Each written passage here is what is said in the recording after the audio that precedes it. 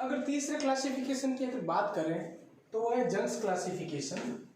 Jung's classification doctor Karl जी जंग ने दिया था, उनका पूरा नाम ये था।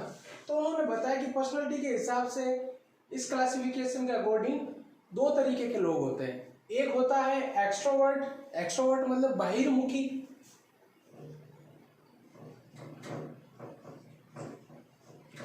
और दूसरा होता है इंट्रोवर्ट, अंतर्मुखी।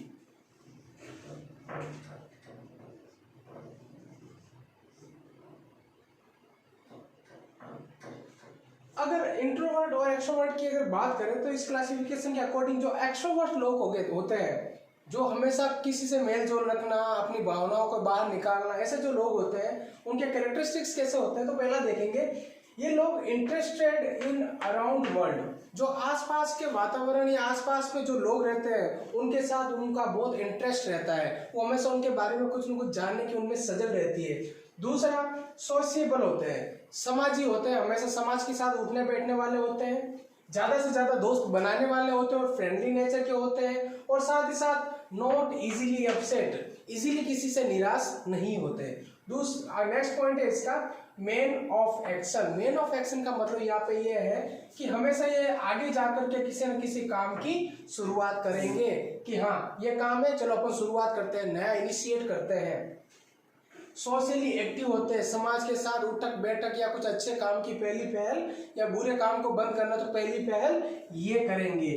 नेक्स्ट, एडजस्ट टू रियलिटी, जो सच्चाई है उसका सामना करते हैं, यानी जो सच है, जो चीज रियलिटी में है उसका सामना करो और उसको मानो, ये इस प्रकार के लोग होते हैं। दूसरा, interested in living in a good reality and impression, ऐसे जो लोग होते हैं वो गुड रियलिटी, जो सच्चाई है, जो अच्छी बातें उनके अंदर विश्वास रखते हैं और उसमें अपना इंटरेस्ट बताते हैं, साथ ही साथ अपना इंप्रेशन भी उसके ऊपर अच्छा छोड़ते हैं। और साथ ही साथ मोर physically stimulation bye inner thoughts and ideas, जो उनके मन में जो आंतरिक विचार होते हैं, जो अच्छे विचार है, उनसे वो हमेशा स्टिमुलेट हुए होंगे, नई चीजों की पहल करना कोई इनसे सीखे, ऐसे ये लोग होते हैं। ऐसे लोग कौन कौन से होंगे समाज में, अपन उनको अगर देखें तो पॉलिटिशियंस, जो राजनीतिक जो नेता होते हैं, जो राजनीति में एक्टिव होते हैं, ये वो लोग होते हैं। साथ ही साथ समाज सेवी होते हैं, सोशल वर्कर, समाज की सेवा करने वाले लोग। साथ ही साथ लॉयर, वकील, इंश्योरेंस एजेंट, जो आपका इंश्योरेंस करने के लिए आते हैं, बड़ी बड़ी कंपनी वाले ये लोग। और साथ ही साथ सेल्समैन, जो अपनी कंपनी का प्रोडक्ट बेचने वाले होते हैं, वो लोग बहिर्मुखी होते हैं, जो आपकी अपनी अंदरूनी सच्चाइयों से आपको रूबरू करवाते हैं और आपको उसकी तरफ खींच के लेके जाते हैं। वहीं पे अगर इंट्रोवर्ट की बात करें, जो अंतर्मुखी होते हैं, तो उनकी अगर बात करें तो ये इंटरेस्टेड इन देमसेल्फ, और साथ ही साथ वो अपनी ही चीजों के अंदर उसके अंदर इंटरेस्ट लेते हैं, आसपास वाली दुनिया से उनको कोई मतलब नहीं। अराउंड वर्ल्ड और interested in self own feeling, इन दोनों में आपको फर्क लग गया, दोनों एक दूसरे के ऑपोजिट है। तो ओन फीलिंग, खुद की फीलिंग्स में ही रहते हैं। साथ ही साथ emotions are unable to adjust easily to social situation, वो अपने इमोशन को इजीली क्या नहीं करते, एडजस्ट नहीं कर पाते दूसरे लोगों के साथ, और सोशली सिचुएशन, अगर ऐसी कोई समाजी परिस्थिति आ जाए जिसमें वो अपने इमोशंस शो नहीं करते। साथ ही साथ अलूफनेस, अलूफनेस का मतलब अगर बात करें तो यहाँ पे होता है अकेलापन, ऐसे लोग हमेशा अकेले रहते हैं, अपने एक फिक्स एक या दो दोस्त होंगे उनके आसपास, अगर कोई तीसरा आ जाए तो वो अपने आप को वहां से हटा लेंगे, तो ये हमेशा अकेले ही रहते हैं। साथ ही साथ विड्रॉल, अगर ऐसी कोई सिचुएशन आ गई, चाहे वो सोशल हो, इमोशनल हो या स्पिरिचुअल हो, तो वो वहां से अपने आप को विड्रॉल कर लेंगे। अगर बात करें इसका एग्जांपल, अगर कहीं पे 10 लोग खड़े हैं, अगर कहीं पे 10 लोग खड़े हैं, तो 10 लोगों के बीच में अगर ये पास में से गुजर रहे हैं तो ये उनको देख करके अपना रास्ता डाइवर्ट कर लेंगे, बजाय कि ये जहाँ पे अगर 10 लोग खड़े हैं तो खुद यहाँ पे बीच में एक्टिव हो जाएंगे और 5-7 जनों को अपनी तरफ आकर्षित करने वाले होंगे। शाय इनका नेचर होता है और हमेशा ये रिजर्व्ड होते हैं। रिजर्व्ड का मतलब ये अपनी फीलिंग को अपने तक ही रखते हैं, समाज में या किसी और को बताने का इनका कोई मकसद नहीं होता। और शाय हमेशा शंकालु, किसी न किसी पे हमेशा ये डाउट रहता है। ये प्रिफर करते हैं वर्क अलोन, ये हमेशा अकेला काम करना पसंद करते हैं, साथ ही साथ सोशल कॉन्टेक्ट को अवॉइड करते हैं, क्योंकि अपन ने देखा अलूफ और विड्रॉल इनकी खासियत है। साथ ही साथ worried and get easily embarrassed, मतलब ये हमेशा इजीली चिंता में चले जाएंगे, सोच विचार में चले जाएंगे, और निराश भी। अगर इनको कोई ऐसी कोई सिचुएशन अगर इनको बता दे कि ये सिचुएशन हो सकती है तो इसमें भी ये एम्ब्रेस हो जाएंगे। और साथ ही साथ ही ऐसे लोग कौन से होते हैं?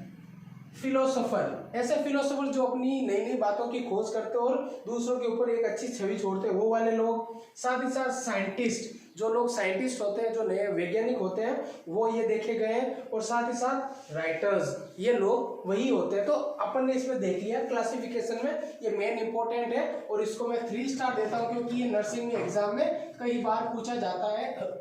पर्सनालिटी का जंग क्लासिफिकेशन अगर वो स्पेसिफिक करते हैं। अब अपन देखेंगे सेल्डम का क्लासिफिकेशन और साथ ही साथ एल्पोर्ट का क्लासिफिकेशन।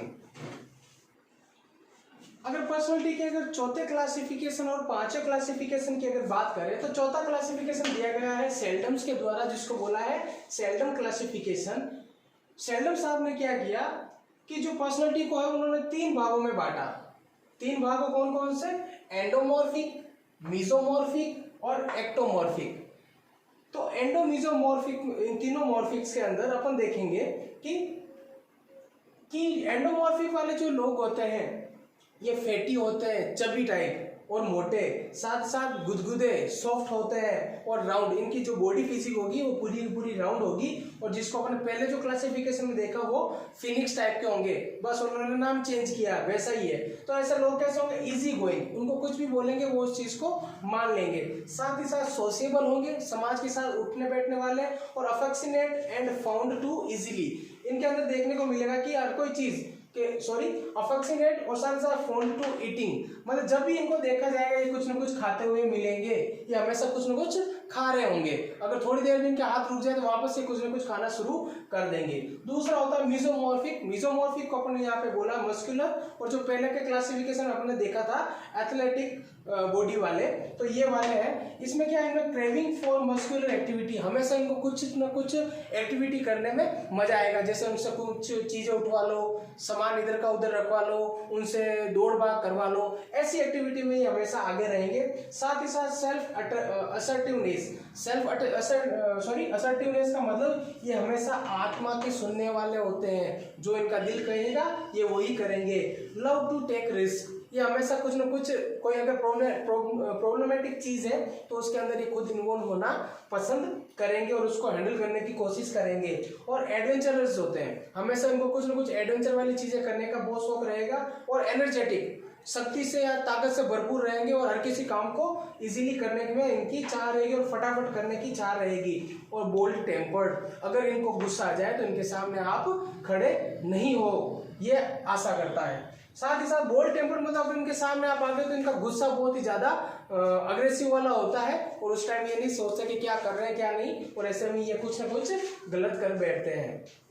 एक्टोमॉर्फिक की अगर बात करें तो ये लोग बिल्कुल पतले, इनकी हाइट लंबी और फ्रेजाइल होते हैं। साथ ही साथ अगर अपने दूसरे क्लासिफिकेशन में अपने लेप्टोसोमेटिक सुना है, वो उसी की तरह होते हैं, बस नाम चेंज किया है इन्होंने।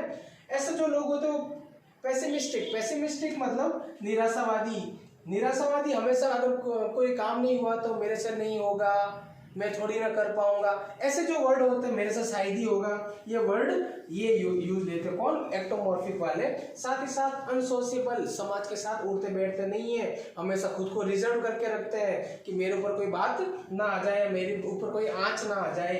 साथ ही साथ आर्टिस्टिक होते हैं, नई नई चीजों को ये इजाद करते हैं। साथ ही साथ ये होते हैं ब्रेनी, ये अपना दिमाग खूब चलाते हैं, क्योंकि इनकी बॉडी इनका साथ नहीं देती तो ये अपना दिमाग ज्यादा चलाते हैं। साथ ही साथ ये इंट्रोवर्ट होते हैं, अंतर्मुखी होते हैं, और ये हमेशा अपनी फीलिंग लोगों के साथ शेयर नहीं करते।